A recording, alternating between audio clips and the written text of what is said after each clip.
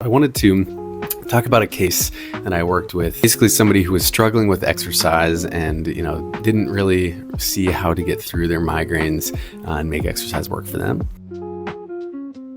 All right, so I've been talking a lot about the benefits of exercise for migraines recently, and talking about the mechanisms and a rough introduction into how to make it work for you. But I recognize that there are a lot of challenges that a lot of people run into with this. So I wanted to talk about a case that I worked with. Basically, somebody who was struggling with exercise and didn't really see how to get through their migraines and make exercise work for them. They had a lot of neck pain and a lot of neck weakness, as well as some joint issues in their shoulders and knees. And how did we work on that with them?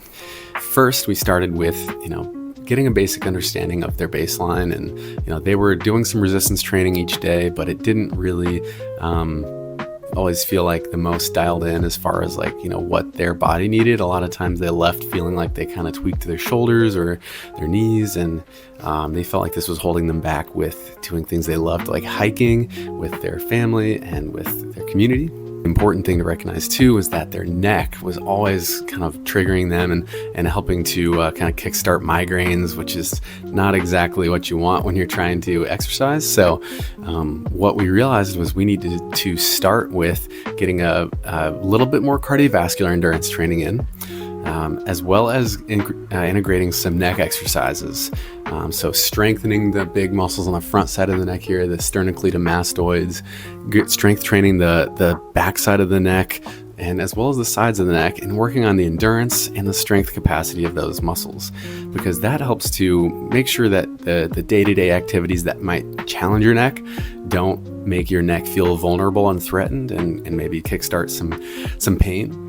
And this can help a lot if your neck seems to be bothering you when you're getting started with exercise, and if it seems to contribute to migraines. So starting with some basic neck endurance, and then building into some bigger movements as you're able to, doing things like lateral flexion against gravity, extension with some weight on your head or with your hands on your head, or just the weight of your head, because it's pretty heavy itself. That can be a great way to start strengthening your neck, so that it's a nice controlled way to get some exposure to that.